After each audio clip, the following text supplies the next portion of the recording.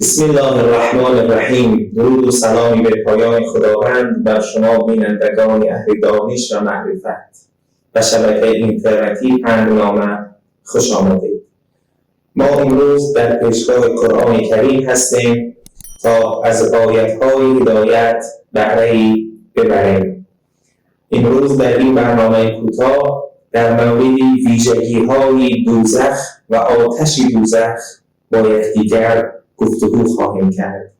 قرآن کریم درباره آتش دوزخ و جهنم می‌فرماید: اعوذ بالله من الشیطان الرجیم بسم الله الرحمن الرحیم و این جهنم لموعدهم اجمعین لها 7 ابواب لكل باب منهم جزء مقسوم. آتش جهنم جایگاه است که آماده شده است برای طغیانگران، کافران و منافقان، و این دوزخ 7 در دارد.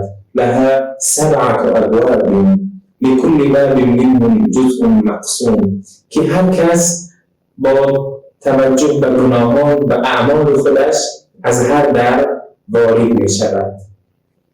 پس دوزخ جایگاه است برای کافران و طغیانگران و منافقان و همچنین 7 در دارد که هر کس بر اساس اعمال و رفتار خودش از آن وارد می شود.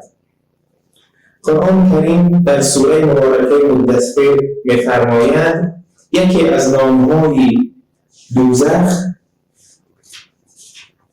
سقر است. سقر آتش را میگویند که بسیار حرارت دارد و به وسیله این آتش آهن و هر چیز آب می شود. از شدت حرارت و جوشی و سوزان بودن این آتش. یکی از اسمهای دوزخ و جهنم سقر است. قرآن کریم می فرماید سأصلیه سقر و ما ادراک ما سقر. آنها به دوزخ و سقر فرستاده خواهند شد. و ما ادراک ما سقر، و تو چه می‌دانی سقر چیست؟ لا تبقی و لا تذر. آتش جهنم بگونه است که لا تبقی، هیچ چیز را باقی نمی‌گذارد، و لا تذر، و هیچ چیزی را هم رها نمی‌کند. از آنجا فرار کردن و بیرون آمدن ممکن نیست. حال این آتشی که بسیار سوزان است، آیا هیزمی هم دارد؟ قرآن کریم در سوره مبارکه بقره می‌فرماید اعوذ بالله من الشیطان الرجیم فإن لم تفعلوا ولن تفعلوا فاتقوا النار التي وقودها الناس والحجارة أعدت للكافرین. هیزم آتش جهنم کافران و مردمی هستند که نسبت به دستورات الهی کفر ورزیدند و دشمنی کردند. کافران و سنگ‌ها هیزم آتش دوزخ هستند. ببینید که این انسانی که قرار بیاید در زمین جانشین و خلیفه خداوند باشد و چه مقام میرسد که لجوج است و بسیار خبیث است که تبدیل می شود به هیزم آتش دوزخ.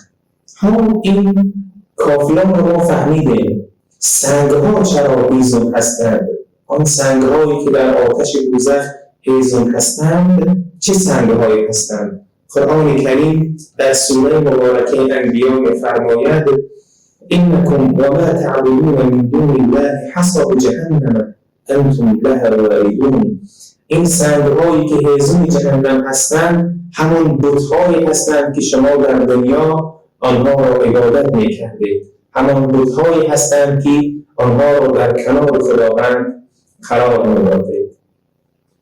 انشاءالله خداوند ما را از دوزخ و عذاب آتش در امان نگاه دارد. و السلام علیکم و رحمت الله و برکاته.